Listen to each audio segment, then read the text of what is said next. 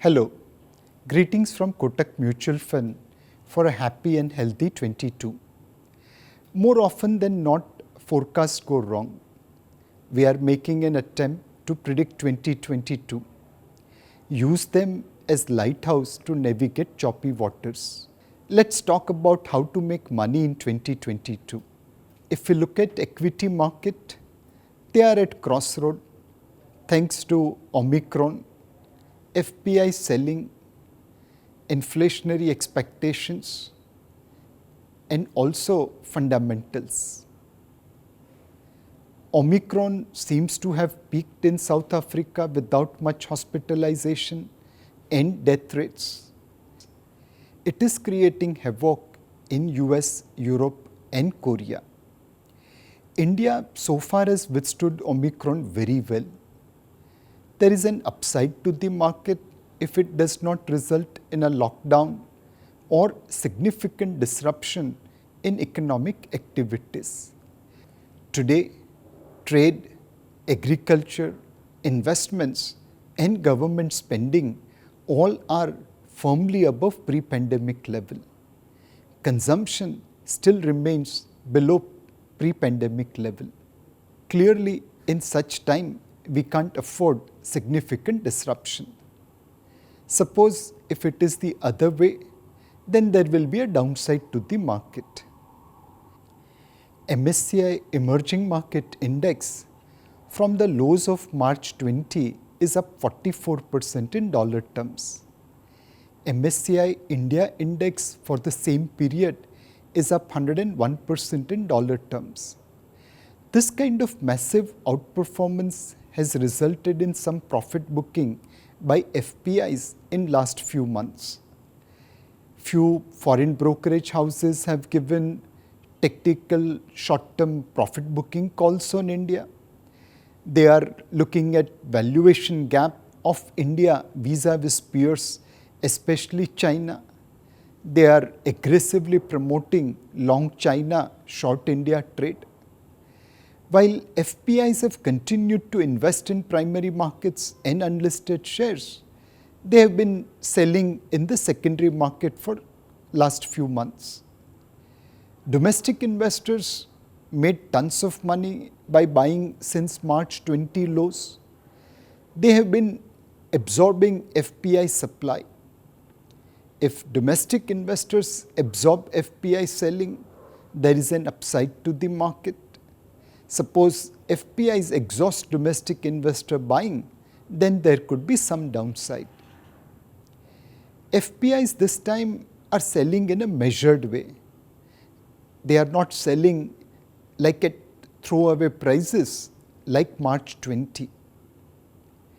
We believe in calendar year 22, FPIs may be a seller in the initial period, but will become buyer in the later stage. And they may end the year with positive flows. Globally, inflation and inflationary expectations have risen. After being criticized on transitory inflation, US Fed has indicated winding down of excessively soft monetary policy. They are doing the same by reducing bond purchases and also indicating increase in Fed rates throughout calendar year 22 and 23. The US bond market is betting against US Fed by making a flat yield curve and keeping 10-year yield around 1.5%, well below Fed's target rate at the end of 23. If inflation is persistent and elevated, US Fed, which has fallen behind the curve, will have no option but to take aggressive actions. This will have adverse impact on US as well as other markets. However, if the bond market prevails or Omicron forces the US Fed to ignore inflation and focus on growth, there will be an upside to the market. In the long term, Indian markets will be driven by their fundamentals and will be decoupled from the US market. in the short term, there will be some reaction to Fed's taper tantrum in our market. Omicron, global inflation, and FPI activity, or some other factors like oil prices, will continue to impact the market in the near term. However, market rises when performance is better than expectations. Markets will be keenly watching December 21 quarterly results and the budget. If we look at corporate profitability to GDP ratio, it was as high as 5% plus in FY 2008. It bottomed at just below 2% in FY 20. Now it has recovered and is expected to reach about 4% by FY 22.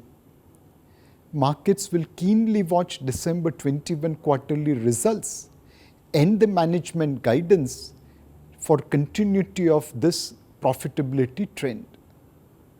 We believe December 21 quarterly results will be ahead of market expectations and they will provide a downside protection to the market. FY 21 budget provided a healing touch to the economy. FY 22 budget has to accelerate growth and support equitable distribution. Above expectation quarterly results and a pro-growth budget will make Indian markets more attractive for both local as well as global investors. Stock selection will be vital to making money in calendar year 22. There are few pockets of excess valuations in the market. It will be appropriate to avoid expensive stocks where floating stock is low and there is concentrated holding. We believe few themes can give outperformance in calendar year 22 and beyond. The first theme is about big becoming bigger. Industry leaders will outperform their smaller peers as they consolidate market shares. Formal sector will gain market share from informal sector. The second theme is about digitization. Today, every company talks about digital initiatives. A company doing faster and better adoption of the digital ecosystem than their competitors will be outperformer. The third theme is about home improvement. Stars have aligned for rapid growth in housing sector. Interest on housing loan is at lifetime low of 6.5%. Affordability has improved for most segments of the society. Work from home has pushed demand for bigger houses as well as home improvement in existing houses. RERA has ensured that developer and consumer interest is aligned. This will create demand for new as well as improvement in old houses and benefit from volume as well as margin expansion in sectors like cement, tiles, plywood, cables, wires, fittings, and white goods. The fourth theme is about engineering and capital goods. We estimate India Inc. to start making fresh investments as their profitability is improved and return on equity is becoming better. This fresh investment cycle will come after a long pause of last few years. Cement, steel, sugar industries have started committing money for capex. Capital goods companies have become fighting fit by cutting cost over last few years as the order inflows were low. With higher order flows from both domestic and export markets, capital good companies could be market outperformer. Coming to the fixed income market, RBI is playing a magical role. They have managed conflicting objectives like growth, inflation, currency, passage of government's borrowing program with remarkable efficiency in last few years. We believe Indian interest rates will rise a little bit in response to both inflationary pressure as well as global situation. We believe liquidity will remain adequate in debt market. RBI undoubtedly will first reduce corridor between reverse repo rate and repo rate from about 65 basis point to 25 basis point. Thereafter, they will change monetary policy stance from accommodative to neutral, and eventually they may raise repo rates to control inflation or inflationary expectation, and also as a response to global developments. Our current yield curve adequately discounts all these three possibilities. We believe yield curve between 1 to 6 years is adequately pricing in RBI actions and provides one of the best opportunity. For investors who are looking at safety of debt, a short-term bond fund, a corporate bond fund, a PSU debt fund will be more appropriate. An investor who is looking at some amount of volatility can also look at dynamic bond fund. Hybrid funds do provide an attractive opportunity for investors seeking additional return from their debt portfolio. Hybrid funds provide an excellent opportunity for investors who are seeking higher return compared to their debt portfolio. Obviously, there is no free lunch, so higher return of hybrid funds comes with higher volatility. Offshore fund should become part of every investor's portfolio from a diversification point of view. Coming to gold, last year has not been glittering for gold.